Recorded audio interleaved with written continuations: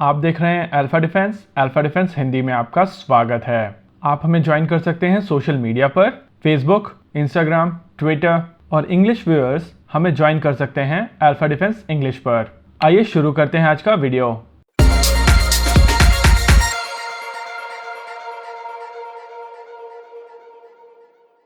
आज के इस वीडियो में हम लोग बात करेंगे भारतीय नौसेना की सबमरीन फ्लीट के बारे में और समझने की कोशिश करेंगे अभी की स्थिति क्या है और आने वाले समय में भारतीय नौसेना की सबमरीन फ्लीट कैसी दिखने वाली है।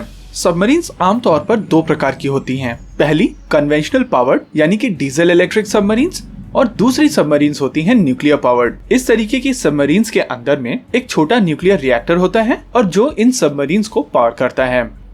आइए एक नजर डालते हैं भारतीय नौसेना के कन्वेंशनल सबमरीन बेड़े के ऊपर। अगर बात की जाए भारतीय नौसेना की, तो भारतीय नौसेना जर्मनी से खरीदी हुई शिशुमार क्लास की 4 सबमरीन्स ऑपरेट करती है। इस क्लास की पहली 2 सबमरीन्स जर्मनी में बनी थी और उसके बाद में 2 मजगांव डॉक लिमिटेड पे बनी थी। इस क्लास की 2 और सबमरीन्स इंडिया में बनाई जानी थी, लेकिन 1980 के इकोनॉमिक क्राइसिस के दौरान इस रिक्वायरमेंट को कैंसिल कर दिया गया था। साथ ही HDW के साथ हुई डील में करप्शन के कारण भी इस डील में गवर्नमेंट ऑफ इंडिया इंटरेस्टेड नहीं थी। इस वीडियो के दौरान आप सुनते चलिएगा कि कहां-कहां करप्शन के चार्जेस आए हैं और उसका खामियाजा भारतीय नौसेना को कितना भुगतना पड़ा है। इन 4 सबमरीन्स को अगले साल से अपग्रेड किया जाना है और इस अपग्रेड के बाद ये सबमरीन्स अगले 10 से 15 साल तक भारतीय नौसेना को सर्विस देती रहेंगी। शिशुमार क्लास की सबमरीन्स बहुत ज्यादा बड़ी सबमरीन्स नहीं हैं। इन सबमरीन्स का डिस्प्लेसमेंट सबमर्ज स्टेट में 1850 टन का होता है और ये submarine harpoon block 2 missile carry कर सकती हैं।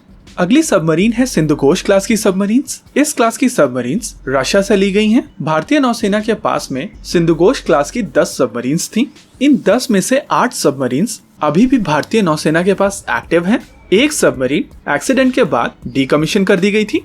इस सबमरीन का नाम था INS सिंधु रक्षक। साल 2013 में इसमें एक एक्सप्लोजन हुआ था और ये सबमरीन मुंबई के पास डूब गई थी। इस साल मार्च में INS सिंधु वीर को म्यांमार नेवी को दे दिया गया था। भारतीय नौसेना की तरफ से इस सबमरीन को डीकमीशन करके म्यांमार नेवी में इंडक्ट किया गया था। सिंधुघोष क्लास की सबमरीन्स काफी ज्यादा केपेबल सबमरीन्स हैं और शिशुमार क्लास की तुलना में इनका डिस्प्लेसमेंट भी काफी ज्यादा है। जहां शिशुमार क्लास की सबमरीन्स 1800 टन के आसपास का डिस्प्लेसमेंट रखती हैं, वहीं सिंधुघोष क्लास की सबमरीन्स 3000 से भी ज्यादा टन का डिस्प्लेसमेंट रखती हैं। आने वाले समय में इन सबमरीन्स को भी अपग्रेड किया जाएगा और रशिया की तरफ से इन सबमरीन्स को लेकर एक ऑफर है, जिसके तहत रशिया भारत की 3 सबमरीन्स को अपग्रेड करेगा और अपनी 3 सबमरीन्स को अपग्रेड करके भारत को सौंपेगा केवल 1.8 बिलियन US में। इस चीज को लेकर हम लोग एक डिटेल वीडियो कर चुके हैं और उसका लिंक डिस्क्रिप्शन और आई बटन में होगा। फिलहाल भारतीय नौसेना के पास में केवल 8 सिंधुघोष क्लास की सबमरीन्स हैं। डीजल इलेक्ट्रिक कैटेगरी में भारतीय नौसेना की सबसे एडवांस सबमरीन्स हैं कलवरी क्लास की सबमरीन्स। ये सबमरीन्स फ्रांस से ली गई स्कॉर्पियन क्लास की सबमरीन्स हैं। इन सबमरीन्स का डिस्प्लेसमेंट 1800 टन का है और मेक इन इंडिया के तहत बनी हुई ये सबमरीन्स टोटल 6 के नंबर में बनाई जाएंगी। अभी भारतीय नौसेना के पास में 2 एक्टिव सबमरीन्स हैं और 2 सबमरीन्स सी ट्रायल्स कर रही हैं। साथ ही 2 और सबमरीन्स मुंबई के मजगांव डॉक पर अपना कंस्ट्रक्शन पूरा कर रही हैं। इस सबमरीन में यूज होने वाला ब्लैक शार्क टॉर्पीडो वर्ल्ड के बेस्ट टॉर्पीडोज में से एक माना जाता है और भारतीय नौसेना की सबमरीन्स में यह टॉर्पीडो नहीं है। ऐसा नहीं है कि भारतीय नौसेना इस टॉर्पीडो को खरीदना नहीं चाहती थी, लेकिन भारतीय नौसेना इस टॉर्पीडो को खरीद नहीं पाई क्योंकि लियोनार्डो जो मदर कंपनी है इस टॉर्पीडो को बनाने वाली कंपनी की यानी कि WASS की, उसको ब्लैकलिस्ट किया गया था अगस्ता वेस्टलैंड स्कैम के बाद में। इन तीनों सबमरीन्स के साथ में सबसे बड़ी परेशानी ये है कि ये तीनों सबमरीन्स भारतीय नौसेना की favourite BrahMos supersonic cruise missile नहीं लॉन्च कर सकती। ये तीनों सबमरीन्स टॉर्पीडो ट्यूब की मदद से encapsulated submarine launch cruise missile launch कर सकती हैं, लेकिन टॉर्पीडो ट्यूब की जो डायमीटर होती है वो 21 इंच का होता है और ब्रह्मोस सुपरसोनिक क्रूज मिसाइल का जो डायमीटर है वो 27 इंचेस का है। ये एक प्रमुख कारण है कि क्यों भारतीय नौसेना चाहती है कि प्रोजेक्ट 75I में ऐसी सबमरीन को इंडक्ट किया जाए जिसमें वर्टिकल लॉन्च सिस्टम हो। प्रोजेक्ट 75I के तहत भारतीय नौसेना 6 और सबमरीन्स खरीदेगी। ये सबमरीन्स स्ट्रेटेजिक पार्टनरशिप मॉडल के तहत भारत में बनाई जाएंगी, जहां पे original equipment manufacturer technology transfer करेगा और देश के सबसे बेहतरीन 2 शिपयार्ड में से एक यानी कि LNT या मझगांव डॉक लिमिटेड में से एक शिपयार्ड इन सबमरीन्स को भारत में बनाएगा। इन सबमरीन्स के बन जाने के बाद में भारतीय नौसेना के पास में 4 शिशुमार क्लास की सबमरीन्स, 8 सिंधुघोष क्लास की सबमरीन्स, 6 कलवरी क्लास की सबमरीन्स और 6 प्रोजेक्ट 75I क्लास की सबमरीन्स होंगी। वैसे ऑफिशियल डॉक्यूमेंट्स के हिसाब से भारतीय नौसेना का टारगेट 18 सबमरीन्स का था, लेकिन ये बहुत ही पुराना एस्टिमेट है। आज की तारीख में भारतीय नौसेना को और भी ज्यादा सबमरीन्स की आवश्यकता है, और अगर भारतीय नौसेना डिसाइड करती है कि 24 ही नंबर रखना है, तब भी जब सिंधुघोष क्लास की सबमरीन्स और शिशुमार क्लास की सबमरीन्स रिटायर की जाएंगी तो भारतीय नौसेना को 12 और सबमरीन्स की आवश्यकता पड़ेगी, और तब ये 12 की 12 सबमरीन्स भारत में बनाई जा सकेंगी। ये प्रोजेक्ट होगा प्रोजेक्ट 76, और इस प्रोजेक्ट के तहत सारी की सारी सबमरीन्स देश में बनेगी। अब नजर डालते हैं भारतीय नौसेना के न्यूक्लियर सबमरीन बेड़े पर। आमतौर पर न्यूक्लियर सबमरीन्स 2 प्रकार की होती हैं, पहली SSN और दूसरी SSBN। पहले बात करते हैं SSBN के बारे में।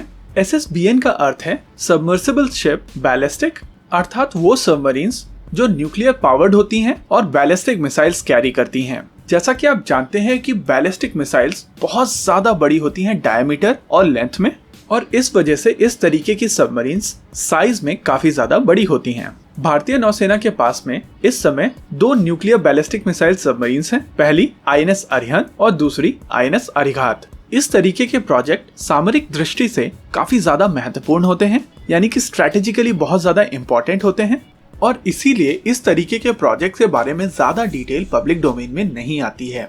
INS अरिहंत और INS अरिघात में 4 K4 submarine launch ballistic missile carry करने की क्षमता है, और इस सबमरीन का अगला वर्जन जो S4 क्लास की सबमरीन्स है वो इनसे दुगनी मिसाइल कैरी कर सकेंगी। S4 क्लास की 2 सबमरीन्स बनाई जा रही हैं, S4 और S4 स्टार। इस सबमरीन का नाम S4 स्टार इस वजह से दिया गया है क्योंकि इस सबमरीन के बारे में ज्यादा डिटेल पब्लिक डोमेन में नहीं है, और S5 एक नए प्रोजेक्ट का नाम है जो अरिहंत क्लास से दुगना डिस्प्लेसमेंट रखेगी, और इस कैटेगरी की भारतीय नौसेना को 3 सबमरीन्स मिलेंगी। S5 क्लास की सबमरीन्स का डिस्प्लेसमेंट 13,500 टन के आसपास होगा, और इनमें यूज किया जाएगा 190 मेगावाट के प्रेशराइज वाटर रिएक्टर का। ये सबमरीन्स 12 से 16 मर्व केपेबल यानी कि multiple independent re entry vehicle से lace K6 submarine launch ballistic missile carry करेगी।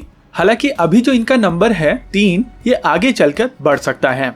अगर बात की जाए भारतीय नौसेना की इस समय की सबसे ज्यादा डिस्प्लेसमेंट वाली सबमरीन की, तो ये है अकुला क्लास की सबमरीन INS चक्रा। इस सबमरीन को इंडिया ने रशिया से लीज पर लिया है। 12,770 टन के डिस्प्लेसमेंट वाली ये सबमरीन कैलिबर क्रूज मिसाइल से लैस है, और आने वाले समय में भारतीय नौसेना रशिया से एक और अकुला क्लास की सबमरीन लीज पर लेने वाली है। इस चीज को लेकर डील हो चुकी है, और साल 2025 तक ये सबमरीन भारतीय नौसेना के बेड़े में शामिल हो जाएगी। भारतीय नौसेना की रिक्वायरमेंट के लिए 6 अरिहंत के बेसिस पर SSN बनाई जाएंगी। इन सबमरीन्स का मटेरियल अरिहंत के मुकाबले और ज्यादा स्ट्रांग होगा, ताकि ये अरिहंत के मुकाबले और भी ज्यादा डेप्थ में जा सके। हालांकि ये submarines nuclear ballistic missile carry नहीं करेंगी, क्योंकि इन सबमरीन्स को अटैक रोल में यूज किया जाएगा। अगर न्यूक्लियर सबमरीन्स को एक साथ जोड़कर देखा जाए तो भारतीय नौसेना के पास आने वाले समय में 2 अरिहंत क्लास की SSBN होंगी, 2 S4 क्लास की SSBN होंगी, 3 S5 क्लास की SSBN होंगी, 6 अरिहंत क्लास की SSN होंगी, और साथ ही 2 अकुला क्लास की SSN होंगी। इन सभी सबमरीन्स का अगर टोटल किया जाए तो ये 15 होता है, और इस हिसाब से लगता है कि S5 क्लास की 3 और सबमरीन आने वाले समय में ऑर्डर की जाएंगी, जिससे टोटल 18 हो जाएगा। या हो सकता है कि भारत आने वाले समय में और भी बड़ी न्यूक्लियर पावर्ड सबमरीन्स बनाए। फिलहाल तो हम लोग इस चीज को लेकर स्पेकुलेशन ही लगा सकते हैं। इस वीडियो में रखते हैं केवल इतना ही। इस वीडियो को मैंने काफी ज्यादा सिंपल रखा है, और इसी वजह से इस वीडियो के दौरान ज्यादा टेक्निकल बातों पर बात नहीं की है। अगर किसी को इस चीज को लेकर डिसअपॉइंटमेंट हुई है तो उनसे मैं माफी चाहता हूँ। आपको क्या लगता है बताइए हमें कमेंट सेक्शन में। आगे आप कौन सा वीडियो देखना चाहते हैं बताइए हमें कमेंट सेक्शन में। वीडियो को अंत तक देखने के लिए धन्यवाद। अगर आपको वीडियो पसंद आया हो तो आप इसे अपने दोस्तों के साथ जरूर शेयर करें, और अगर नहीं पसंद आया तो बताइए हमें कमेंट सेक्शन में आखिर क्यों। देखते रहिए अल्फा डिफेंस। धन्यवाद। जय हिंद।